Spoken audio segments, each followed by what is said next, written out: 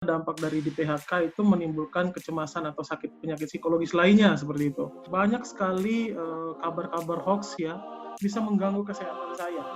Sehingga bentuk pertahanan diri itu tuh lemah. Akhirnya apa? Mengalami gangguan mental atau mental illness. Nah, dua hal ini dulu nih ya yang menjadi dasar kita untuk bisa melihat ketika teman-teman di rumah pun bukan berarti kita hilang ide atau mati inspirasi, enggak.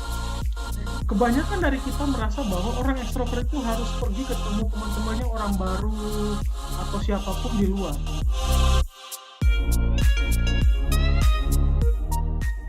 Hai guys, selamat datang di Creation Podcast. Hari ini kita akan membahas tentang kesehatan mental di zaman pandemi bersama dengan narasumber kita, Kak Rizal. Kak Rizal mungkin boleh perkenalkan diri dulu, Kak, sama kesibukannya apa sekarang, Kak? Oke, baik. Selamat pagi, siang, sore, pendengar Creation dimanapun berada. Ya, kenalkan saya Rizal, ya, akrab disapa Rizal. Saat ini aktivitas saya bekerja ya di salah satu perusahaan swasta di Jakarta. Profesi saya seorang psikolog dan juga ini linear dengan pekerjaan saya saat ini. Ya kurang lebih profesi psikolog itu ya kita memberikan training, edukasi mengenai kesehatan mental dan lain sebagainya. Mungkin nanti akan kita kupas lebih dalam lagi ya dengan moderator kita saat ini. Gitu. Oke. Oke. Kak, kita kan mau bahas tentang kesehatan mental nih kan, Kak. Pertama-tama kita harusnya tahu dulu tuh, Kak, kesehatan mental itu apa sih, Kak? Oke, pertama tuh kita harus ngerti dulu ya, baik pertanyaan bagus, kesehatan mental itu apa? Kesehatan mental simpelnya bahwa orang itu bisa optimal ya, bukan hanya secara fisik tetapi secara psikologis. Dia juga bisa menyadari apa yang dia rasakan gitu ya, apa yang dia keluhkan dan dia tahu bagaimana mekanisme untuk keluar dari himpitan itu. Nah, orang yang memiliki kesehatan mental yang baik adalah orang yang bisa menyeimbangkan kedua hal itu.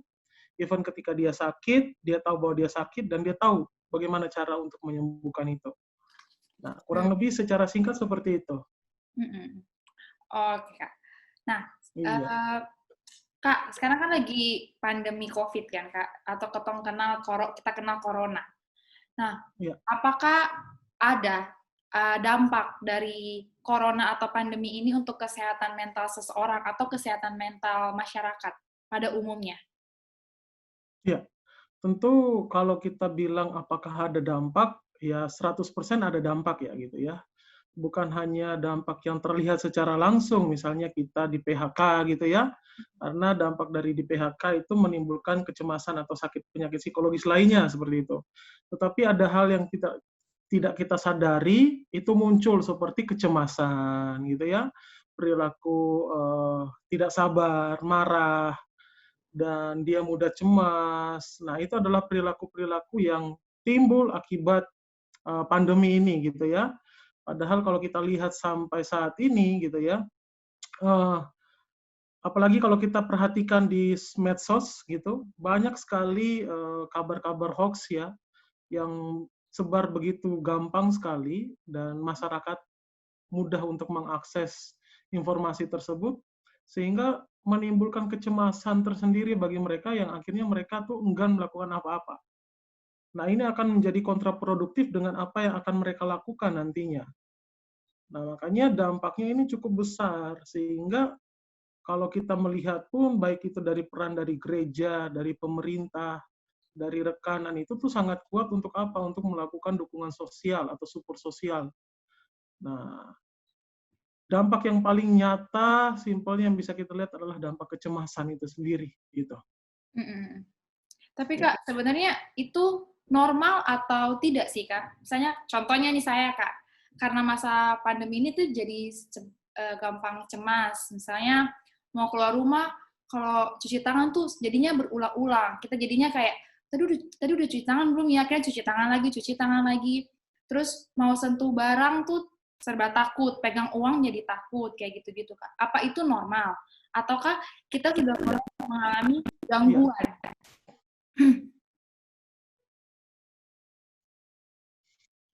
Halo, Oke, Kak. kita juga mesti ngerti bagaimana seseorang itu dikatakan mengalami gangguan atau tidak, gitu ya. Tetapi, sebelum sampai kepada gangguan, saya ingin coba menjelaskan singkat kepada pendengar ya, di saja berada, bahwa dampak awal dari timbulnya gangguan itu adalah kecemasan yang tidak bisa kita kontrol. Kecemasan itu tidak hanya bersifat negatif, kecemasan itu ada bersifat positif. Kalau dalam istilahnya dikenal dengan distress sama eustress. Hmm. Ya, kalau eustress itu adalah ketika saya merasa cemas akan adanya ujian nanti minggu depan, ujian matematika mungkin ya. Mhm. Saya merasa cemas, tetapi motivasi saya, niat saya dari dalam itu, oke, karena saya cemas, saya takut, saya nggak bisa, saya belajar. Nah, kecemasan menimbulkan sesuatu hal yang positif. Iya. Itu yang namanya eustress. Hmm. Tetapi distress adalah kecemasan yang menghancurkan. Ya, kita menjadi orang yang mengasihi diri sendiri, gitu ya, orang yang tidak bisa produktif. Itu adalah kecemasan yang membuat kita itu terkungkung sehingga kita kemungkinan besar ya kalau tidak diatasi akan mengalami yang namanya disorder atau gangguan. Hmm. Nah, kembali tadi yang Vivi katakan bahwa uh, kita pandemi ini kan sering cuci tangan gitu ya, dia akan kebersihan terus ya mencuci tangan gitu. Nah, ini perlu diketahui bahwa kalau perilaku-perilaku yang terus-menerus mencuci tangan gitu ya, bahkan menyentuh apapun dia cuci tangan, ini ada dalam istilah psikologis yang kita kenal dengan obsessive compulsive disorder. Iya. Seperti itu ya, artinya bahwa ketika orang itu menyentuh dan dia sudah punya pikiran duluan nih, kalau orang awam bilang parno ya, Arno. parno duluan, iya benar. Kalau saya sentuh ini pasti nanti tangan saya kena kuman gitu ya. Kalau sudah kena kuman atau virus atau bakteri apapun bisa mengganggu kesehatan saya. Nah, ini perlu adanya edukasi dan pendampingan dari inner circle-nya orang ini tersebut. Ya, kurang lebih seperti itu ya. Jadi dari perilaku kecemasan itu sebenarnya ibarat kayak kita itu masuk ke dalam sebuah istana gitu ya. Mhm. Di depan istana itu ada sebuah pagar. Ya, pagar itu saya ibaratkan dengan sebuah kecemasan. Ketika kita sudah mengizinkan pagar itu terbuka, ya, masalah itu begitu banyak yang masuk. Nah, sehingga kalau kita tidak bisa kontrol masalah itu banyak yang masuk, jadi chaos dong di dalam, Iya. sehingga bentuk pertahanan diri itu tuh lemah. Akhirnya apa? Mengalami gangguan mental atau mental illness. Kurang lebih seperti itu. Dia perlu pintar-pintar dan perlu pendampingan bagi rekan-rekan yang mungkin mengalami perilaku kecemasan yang berlebihan dan sudah tidak bisa dikontrol. Nah, itu butuh pendampingan seperti itu. Nah, Kak, saya masih kurang paham ya, Kak, ya. Bagaimana cara kita membedakan, apakah kecemasan kita ini sudah cukup berlebih atau masih dalam tahap normal? Maksudnya kan gini, Kak, pemerintah kan menganjurkan kita untuk selalu cuci tangan, pakai masker, terus jaga jarak. Itu kan sesuatu hal yang dianjurkan untuk semua orang. Nah, di tingkat mana, Kak, sampai kita merasa kayaknya ini sudah berlebihan deh kita untuk kecemasannya? Di tingkat mana, Kak? Apakah apakah cuci tangan kalau misalnya lebih dari 1 hari lebih dari 20 kali, berarti itu digolongkan kecemasan, ataukah seperti apa, Kak? Karena takutnya, Kak, kalau misalnya kita bilang cuci tangan berulang-ulang, itu salah satu ciri kecemasan. Akhirnya orang berpikir bahwa, oh kalau gitu 1 hari cuci tangan 1 kali aja deh, supaya jangan sampai kita jadi gangguan kecemasan, atau nanti disebut tadi obsesi kompulsif tadi. Nah, itu seperti apa, Kak? Oke, baik. Jadi kita bisa mengkategorikan ini masuk dalam gangguan gangguan mental atau disorder dan lain sebagainya itu ada dua hal yang kita lihat ya. Pertama dari behavior sama dari kognitif. Dari apa yang dilakukan dengan apa yang dipikirkan. Nah, dua hal ini dulu nih ya yang menjadi dasar kita untuk bisa melihat. Kalau dari sisi perilaku gitu ya, Mhm. normalnya ya adalah bahwa ketika orang itu sudah memegang sesuatu benda yang kotor, misalnya kita pegang batu yang di tanah gitu ya, Mhm. itu pasti harus cuci tangan, tentu karena banyak bakteri sekali gitu ya.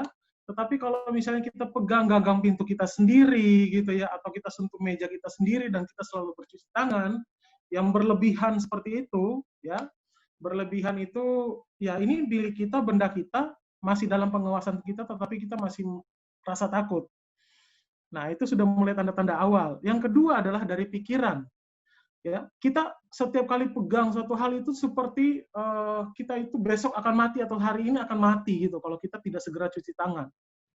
Ya, padahal kan tidak seperti itu cara kerjanya, ya kan? Pasti bahwa orang normal itu punya sistem imun yang kuat untuk menangkal bakteri ataupun virus ya, seperti itu ya, sehingga tidak tidak melakukan perilaku yang berlebihan, apa-apa pegang sedikit, sentuh sedikit, cuci tangan gitu, pegang apa sedikit langsung cuci tangan. Nah itu perlu diwaspadai gitu. Yang kedua dari pikiran adalah butuh disadari gitu ya.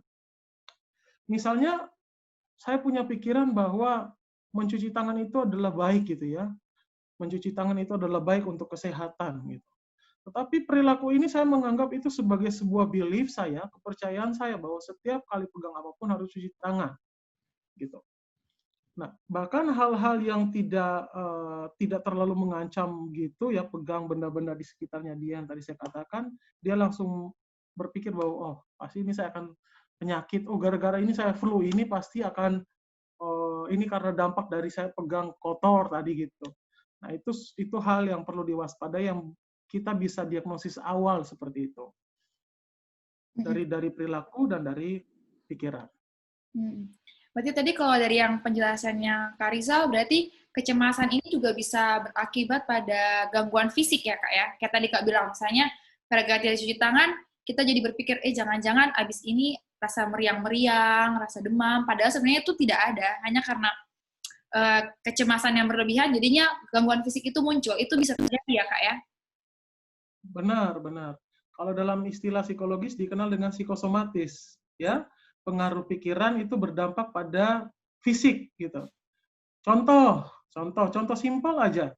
Ketika mau menghadapi ujian matematika yang menyeramkan gitu ya, tiba-tiba itu kok perut kayak rasa mules gitu, Ya, betul. tangan berkeringat gitu ya. Nah, itu adalah reaksi-reaksi psikologis yang mempengaruhi fisiologis atau mempengaruhi fisik. Seperti itu.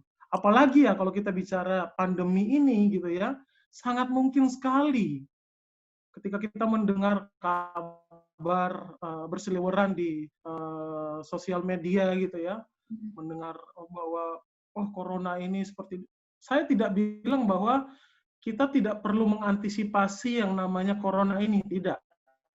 Tetapi kita harus bijak dalam melihat pengaruh corona ini dampaknya bagi kesehatan mental kita seperti apa. Apakah kita makin survive atau malah kita makin terpuruk dalam kondisi seperti ini. Nah, mungkin dari secara psikologis itu yang bisa dijabarkan sehingga para pendengar atau teman-teman dimanapun saja berada bisa memiliki pemahaman yang baik akan bagaimana bisa meregulasi diri, regulasi emosi, ya, dan regulasi pikiran. Seperti itu. Kak, tadi kan kita bahas satu dampak gangguan kesehatan mental kan cemas. Nah, ada juga nih Kak yang lain, misalnya stres. Kalau yang dari pengalaman saya ya Kak, karena kita tidak tahu kapan hal ini berakhir, ini kan satu hal yang, corona ini kan satu hal yang cukup panjang, yang kita nggak tahu kapan akan berakhir. Nah, satu ketidakpastian ini membuat kita menjadi stres. Kan kita kan tentu punya rencana, punya planning untuk tahun ini, tapi semua planning itu jadi gagal. Akhirnya kita menjadi stres, kepikiran. Nah, itu bagaimana, Kak? Apakah ini salah satu dampak ini, apakah stres kita ini termasuk hal yang memang wajar kalau mengalami hal tersebut, wajar kalau kita stres, ataukah ini salah satu tanda yang kita harus mencari psikolog untuk berkonsultasi, Kak? Oke, baik. Jadi kembali lagi bahwa kita harus lihat bahwa pengaruh corona ini berdampak pada eustress atau distress ya, stres yang positif atau stres yang negatif. Jika pengaruh corona ini berdampak pada stres yang negatif, artinya kita jadi malas-malasan, tidak mau ngapa-ngapain, di rumah aja terus, di rumah aja bukan berarti kita tidak beraktivitas. Ingat, corona ini ada hanya membatasi aktivitas fisik, makanya dikenal dengan social distancing. Ya, bukan social distancing. Ya, social distancing adalah kita masih bisa berinteraksi satu sama lain dengan rekanan kita, gitu ya. Kita masih bisa berkomunikasi dengan siapapun, meskipun kita dari aktivitas dari rumah, di rumah. Nah, ketika teman-teman mengalami perasaan stres yang berlebihan, gitu ya, dan sudah merasa bahwa kok saya ini dengan adanya pandemi ini, wabah ini, membuat saya itu jadi tidak bisa ngapa-ngapain. Bahkan saya mengurung diri terus di kamar. Ingat ketika kita memberikan satu kesempatan aja pada kecemasan negatif itu masuk, dia akan bawa teman-temannya untuk datang menyerang juga. Ya, jadi kalau misalnya teman-teman, saudara-saudara semua mengalami hal ini, segeralah mungkin untuk mengalihkan pikiran ke hal-hal yang positif. Tadi pertanyaannya, apakah kita butuh psikolog ya atau kita butuh psikiater gitu untuk menangani masalah ini? Ya kita lihat dari seberapa parahnya masalah yang teman-teman alami. Kalau sampai sudah mengalami susah tidur, uring-uringan, tidak mau makan, gitu ya, dengan tampang atau raut wajah lemah sekali, itu berangsur-angsur berminggu-minggu, itu cobalah teman-teman untuk konsultasikan ke psikolog. Karena begini, saya bilang bahwa konsultasikan ke psikolog aja gitu ya. Ini yang perlu kita edukasikan ke masyarakat nih ya, Vi ya, bahwa bukan berarti kita ke psikolog itu kita gila, ya bahasa orang awamnya gila gitu ya. Enggak. Kadang kita butuh sosok yang mau mendengarkan kita. Benar. Kita butuh sosok yang mau berbagi dengan kita, gitu ya. Banyak aktivitas mungkin teman-teman pendengar sudah lakukan dengan berdoa, gitu ya. Salah satu regulasi emosi yang bagus dengan berdoa. Tetapi dengan berdoa aja, ya itu bagus, tetapi belum cukup mungkin bagi sebagian orang, karena mereka harus mengutarakan penuh pada sosok yang bisa mereka lihat secara nyata. Nah, makanya adalah orang-orang profesional seperti itu ya yang kita para psikolog ini siap untuk membantu rekan-rekan semua yang mengalami itu. Kalaupun enggan, saya masih enggan untuk ke psikolog, biarlah gitu. Coba carilah di inner circle kalian atau significant others kalian yang kalian percayai, berbagi.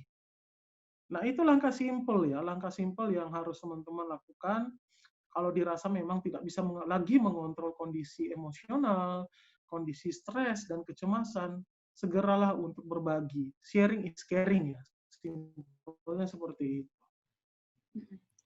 Oke, Kak. Nah, Kak, tadi Kak udah jelasin sih beberapa gimana cara mengelola stres kan dengan cari inner circle untuk kita curhat, istilahnya curhat lah ya, berbagi apa yang kita punya. Selain itu Kak, apalagi ya Kak? Gimana cara kita mengatasi stres dalam hidup kita selain curhat, apalagi Kak? Kalau saya ya Kak ya, apakah ini tindakan saya benar Kak? Kalau misalnya saya stres, kayak tujuan saya di tahun ini tidak tercapai, kemudian saya tidak ada aktivitas yang dilakukan, saya melampiaskannya dengan misalnya melakukan hobi saya, misalnya nonton film Korea atau main game. Nah itu apakah itu masih oke dalam taraf normal atau bagaimana Kak? Apa itu jadi salah satu solusi untuk mengatasi stres? Atau ada solusi lain? Oke, good. Kalau yang tadi Vivi lakukan adalah yang dinamakan coping stress ya, cara penanggulangan terhadap stres gitu. Setiap manusia dibekali Tuhan itu kemampuan yang begitu luar biasa untuk yang namanya kita meregulasi stres dalam diri kita sendiri, gitu ya. Nah, salah satu yang Vivi lakukan adalah dengan melakukan hobi itu adalah coping terhadap stres yang dilakukan dengan nonton gitu ya, melakukan hobi. Ada lain ya, ada banyak cara lain yang kita bisa menanggulangi stres. Misalnya gini, hal simpel aja ya, di kamarnya teman-teman masing-masing gitu ya, ketika ada narasi bahwa di rumah aja gitu ya, di rumah aja. Ini kan tentu membuat aktivitas kita yang biasanya berseliweran di jalan, nge-mall, atau beribadah itu kan jadi terhalang. Ya, hal simpel yang teman-teman bisa lakukan di rumah adalah di kamar sendiri mungkin ubah tatanan posisi kamar, lemarinya dipindahin, mejanya dipindahin. Selalu buat aktivitas, ya, selalu buat aktivitas. Bahkan ketika teman-teman di rumah pun bukan berarti kita hilang ide atau mati inspirasi, enggak. Sekarang kita tahu bahwa sosial media itu kan berkembang dengan sangat pesat. Kita bisa melakukan apapun, bahkan secara produktif kita juga bisa melakukan menjual dengan sosial media gitu kalau kita punya hobi menjual. Terus bagaimana kalau saya nggak punya hobi berdagang nih, gitu ya kan nggak semua orang bisa berdagang. Betul, nggak semua orang bisa berdagang. Oke. Langkah yang paling dasar adalah cari tahu dulu apa kemampuanmu dan apa yang kamu sukai, gitu ya. Apa yang kamu sukai untuk lakukan? Oh, saya ini kan orangnya ekstrovert gitu ya, senang jalan-jalan gitu ya. Kalau ketemu dengan orang tuh senang banget gitu ya. Senang banget gitu. Tetapi ini pandemi ini membuat saya tuh orang yang ekstrovert itu jadi introvert gitu ya. Jadi Betul jadi sekali. lemes gitu ya gitu ya. Nah, perlu diketahui bahwa bahwa tadi saya sudah sempat sampaikan bahwa ketika orang-orang ekstrovert itu mau mengalihkan energinya ke hal-hal yang dia rasa itu bisa membuat dia tenang, punya aplikasi Zoom, ya, punya webinar gitu ya, atau punya aplikasi WhatsApp dan lain sebagainya, itu bisa menjadi media untuk bertemu. Dan hal yang terpenting ya, Vi, yang mungkin saya mau bagikan sedikit kepada pendengar, bahwa kita manusia itu tuh harus bersyukur dengan apa yang sudah diberikan yang kuasa pada kita. Ya, di mana hal yang kita miliki yang tidak dimiliki oleh ciptaan Tuhan lainnya adalah apa? Pikiran. Ya, dari pikiran manusia ini dia bisa membuat yang namanya regulasi-regulasi. Kita manusia ketika ada masalah, ya, kita pasti akan melakukan yang namanya adjustment terhadap masalah itu atau adaptasi terhadap masalah itu. Kemampuan adaptasi ini adalah kemampuan yang sangat luar biasa yang ada pada setiap individu. Sehingga ketika dia mengalami hal yang tidak menyenangkan apapun dalam hidupnya, dia harus melakukan adaptasi. Dan itu mau tidak mau, siap tidak siap, pasti dorongan secara lahiriah itu sudah dia lakukan, adaptasi terhadap masalah-masalah ini. Nah, sehingga bagi teman-teman pendengar, basicnya itu, bahwa teman-teman itu bisa melakukan adaptasi dengan baik dengan cara apapun. Nah, jadi semoga ini bisa jadi apa ya, satu knowledge juga, suatu informasi bagi teman-teman pendengar semuanya, bahwa teman-teman, kita manusia bersyukur karena kita dibekali akal, dibekali kemampuan untuk beradaptasi terhadap kondisi apapun. Dan carilah pertolongan di inner circle teman-teman yang setidaknya bisa membuat teman-teman itu menjadi rileks dan tenang gitu ya dalam menghadapi situasi pandemi seperti ini. Begitu. Berarti Kak, kalau boleh saya simpulkan dikit ya Kak, berarti kan untuk menjaga kesehatan mental kita di pandemi ini, yang pertama kita harus punya inner circle yang kuat untuk kita sharing, karena kan kita kan makhluk sosial yang butuh orang untuk saling berkomunikasi. Yang kedua, kita boleh melakukan hobi kita yang penting positif kan Kak, untuk mengisi waktu. Sekarang Kak, ada yang ingin saya tanyakan lagi Kak. Yang ketiga, apakah Kak kita perlu menghindari berita-berita tentang COVID atau kayak misalnya kasus COVID meningkat atau misalnya ada berita-berita palsu tentang COVID, apakah itu kita perlu hindari, Kak? Karena kan ada beberapa orang yang dengan mendengar berita tersebut, dia makin stres, makin cemas, seperti itu, Kak, dampak sosial media ini. Ya. Oke, thank you. Ketika kita bilang dampak sosial media ini, kita melihat bahwa zaman sekarang anak kecil pun udah pegang smartphone ya. Kita susah, orang tua itu susah ya, mengontrol anaknya yang dengan berselancar di sosial media dengan begitu pesat gitu. Bahkan kita orang tua pun atau rekanan kita pun, pasangan kita pun susah mengontrol apa yang dilakukan di sosial media, gitu ya. Sehingga ketika orang ini dia mengalami kecemasan dengan media sosial, ada baiknya bahwa dia kalau mendengar berita COVID itu, dia nonaktifkan dulu hal-hal yang berkaitan dengan itu, kalau dia belum siap. Karena kita tidak bisa bilang bahwa semua orang memiliki daya tahan tubuh yang sama, tingkat regulasi yang baik semua gitu ya, tentu tidak gitu.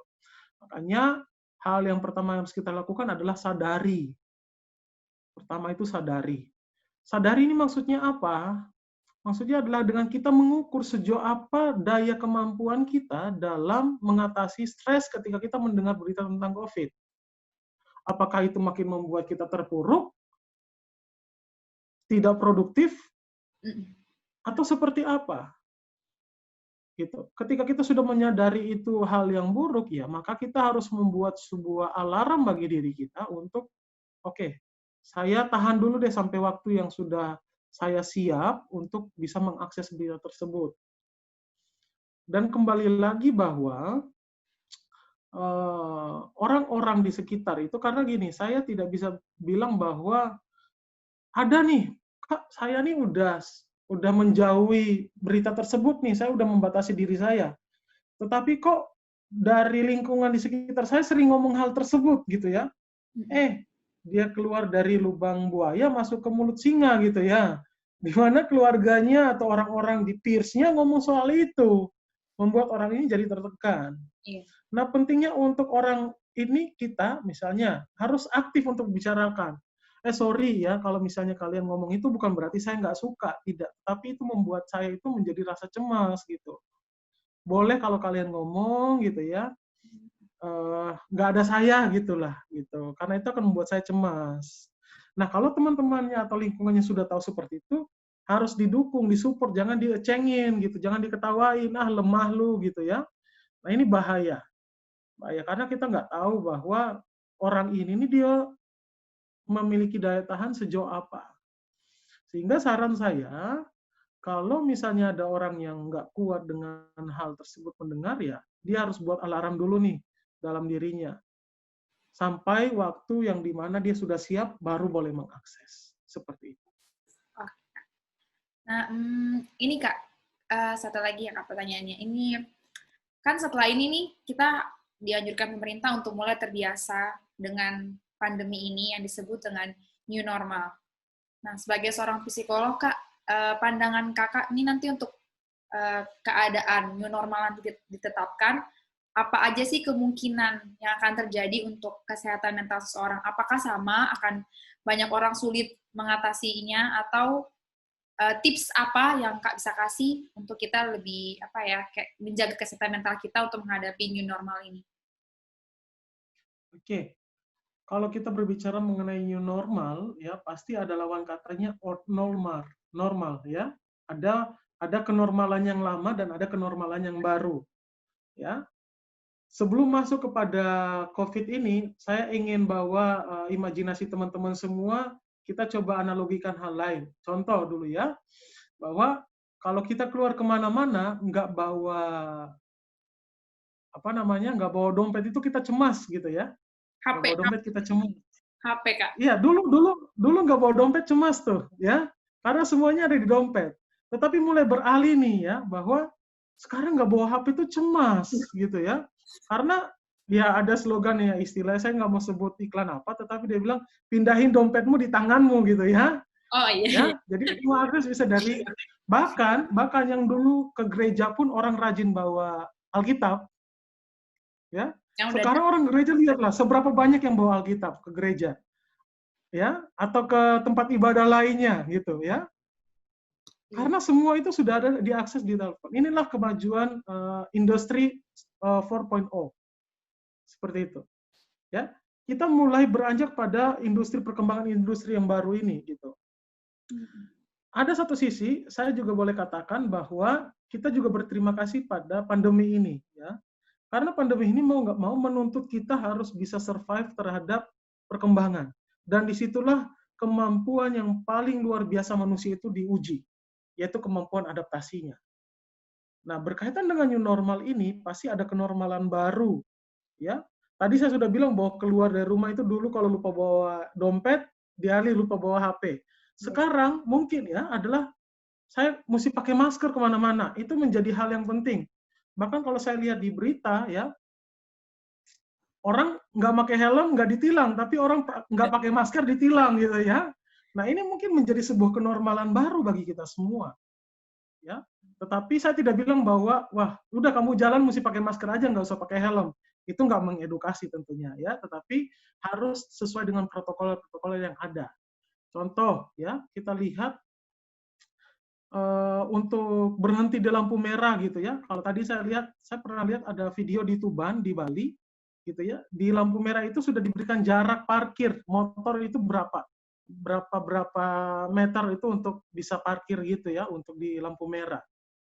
Nah ini kita akan masuk ke kenormalan baru. Itu dari hal perilaku kita. Lalu bagaimana dengan proses mental kita? Ya, bagaimana dengan proses mental kita?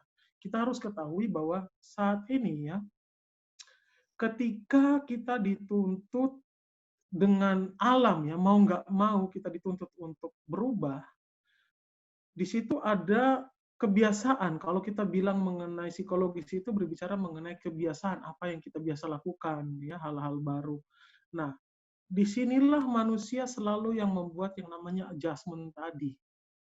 Adjustment ini berkaitan dengan pola pikir kita, ya perilaku kita, tutur kita itu pasti sudah akan dikontrol atau akan berubah. Iya. Contoh, dulu sakit flu aja itu orang udah biasa aja gitu ya. Sekarang kalau orang udah rasa flu sedikit, wah ini apa nih corona seperti itu ya. Nah, pemikiran-pemikiran yang baru ini harus kita maintain, kita jaga bahwa selama kita melakukan self isolasi secara mandiri, kita akan bisa memiliki daya tahan tubuh untuk menyembuhkan diri kita sendiri. Ya, kenormalan baru yang terjadi, ya misalnya kalau secara psikologis kita dituntut untuk bisa lebih kompetitif di zaman sekarang. Ya, apalagi hal yang hal yang tidak pernah berubah adalah perubahan itu sendiri. Ya, bahwa ketika kita sudah tahu bahwa kita adalah makhluk yang selalu berubah, disitulah membuat kita menyadari akan potensi kita. Kita lagi lebih cepat untuk bisa bersaing, gitu ya, lebih mampu untuk menghadapi segala kondisi dan mungkin anak cucu kita nanti ke depannya itu memiliki daya tahan tubuh yang bagus juga. Karena apa? Terlahir dari orang tua yang memiliki resisten yang bagus. Ya, tidak mudah stres gitu ya, melihat masalah itu sebagai peluang. Kita lihat ya, berapa banyak kantor atau usaha yang harus PHK karyawannya banyak. Iya. Ya, banyak sekali. Lapangan kerja terbatas. Akhirnya apa? Kita hanya mengandalkan dari UMKM. Ya, usaha-usaha kecil menengah ke bawah seperti itu. Nah, orang-orang yang seperti ini nih akan membuat sebuah kenormalan yang baru di mana mereka akan membantu mendukung atau mendongkrak sisi perekonomian. Dan juga mereka akan membuka peluang bagi tenaga kerja lainnya yang akan berdampak pada kesehatan mental orang tersebut. Gitu. Jadi, kalau kita berbicara mengenai kesehatan mental ini cakupannya sangat luas, Vi. Sangat luas. Orang nggak bisa makan, ribut. Itu kan berpengaruh mentalnya agak terganggu kan. Orang di PHK stres mungkin bunuh diri, gantung diri. Ya, jangan itu orang putus aja gitu ya kalau kita lihat di karena jembatan Lidiba itu ya sering orang buang diri di situ gitu ya. Ya, boro-boro ini sudah terjadi. Tinggal bagaimana kita meregulasi ini dalam sebuah sistem yang baik. Kurang lebih seperti itu. Kan setelah kita melewati masa pandemi ini kan tentu ada kebiasaan-kebiasaan lama akan berubah menjadi suatu kebiasaan baru karena suatu pola yang baru.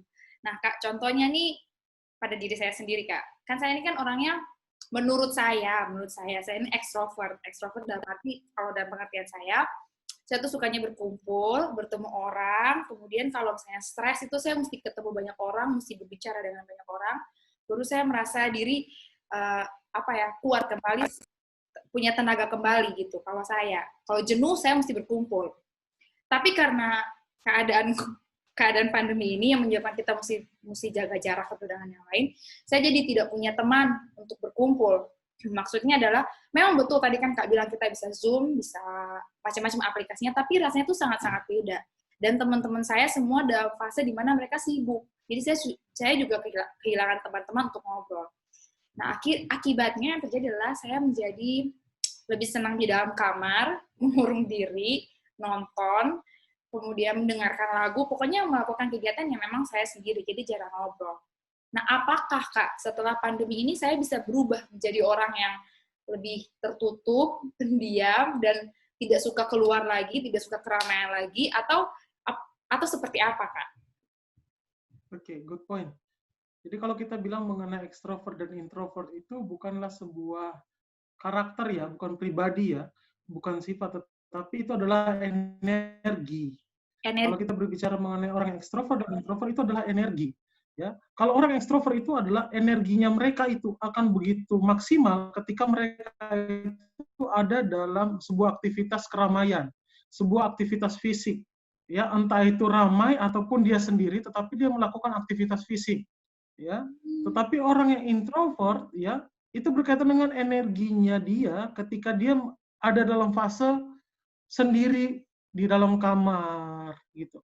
Makanya kalau kita lihat bahwa mekanisme pertahanan diri orang-orang yang introvert, ketika dia ada masalah, pasti dia akan masuk ke kamar, entah dia tidur, baca buku di dalam kamar, pokoknya dia tidak mau interaksi dengan orang lain.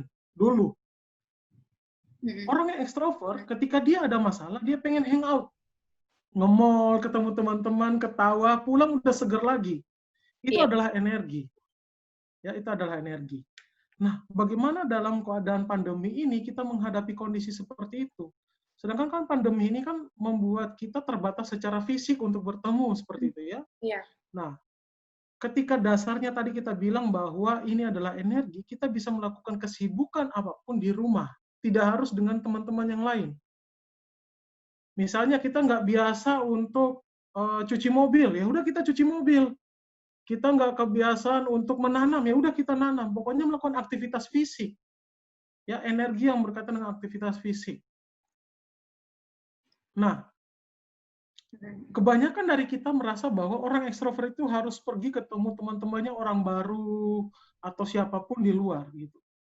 Tetapi ketika dalam kondisi seperti ini ekstrovert kita ini masih tetap terjaga dengan apa? Mengajak ngobrol orang-orang di rumah gitu. Atau ajak saudara-saudara kita, adik kita, kakak kita, yuk kita do something yuk apa? Menanam gitu ya. Masak. Kita buat apa lagi kok? Memasak. Ah itu juga hal yang bagus. Jadi ketika pandemi ini dengan kita nggak tahu kapan akan berakhirnya, kita punya suatu kebiasaan yang bagus yang tidak menghilangkan produktivitas kita. Nah, jangan berpikir bahwa ekstrovert dan introvert itu adalah pribadi dan orang introvert itu nggak bisa ekstrovert. Salah.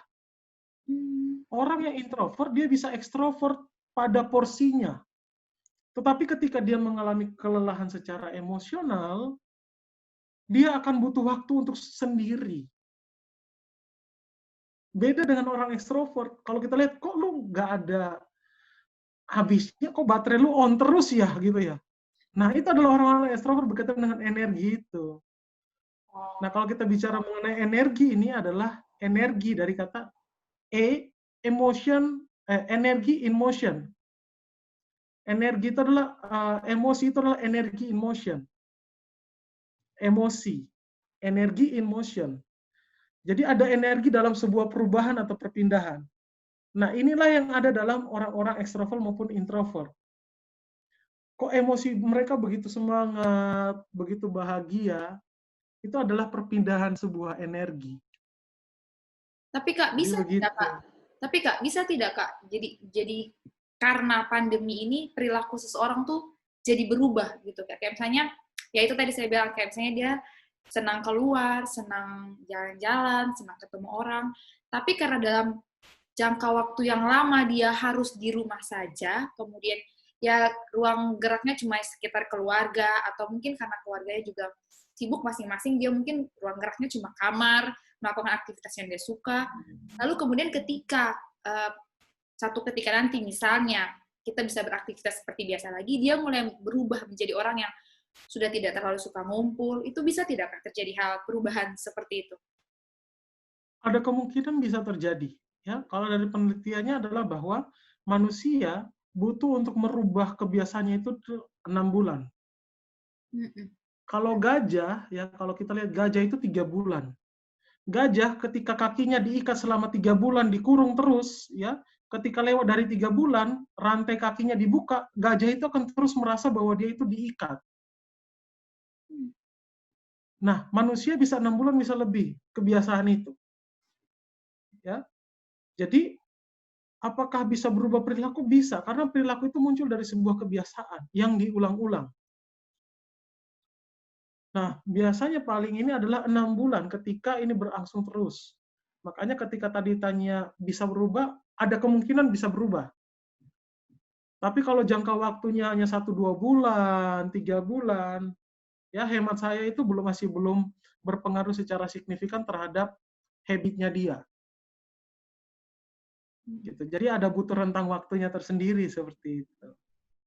Tapi walaupun dia berubah, itu tetap baik atau tidak baik, Kak? Maksudnya yang saya bingung, apakah perubahan itu dia tetap baik, dalam kondisi yang baik, atau dia dalam kondisi kayak, waktu dia berubah ini, oh berarti kondisi mentalnya ini terganggu nih. Sebenarnya kan dia harusnya orangnya kan periang gini-gini, tiba-tiba jadi pendiam, apa dia terganggu? Ya ada kemungkinan, makanya gini, bahwa kalau kita mengkategorikan baik secara sosial gitu ya, kalau saya lebih senangnya gini, apakah perubahan itu membuat dia lebih produktif atau tidak produktif? Gitu ya, karena hakikatnya seorang manusia itu adalah berproduktif. Iya kan, dalam hal apapun. Jadi saya tidak bilang ini baik atau tidak, tapi selama dia masih bisa menghasilkan sebuah karya, inovasi, itu masih bisa diterima dalam masyarakat, ya, itu adalah tatanan yang dimana orang itu masih sehat secara psikologis. Tetapi ketika perubahan ini membuat dia itu sudah tidak bergairah, hidup segan mati pun tak mau, nah ini yang butuh pendampingan secara khusus, baik itu ke psikolog ataupun ke psikiater. Oh, Seperti itu.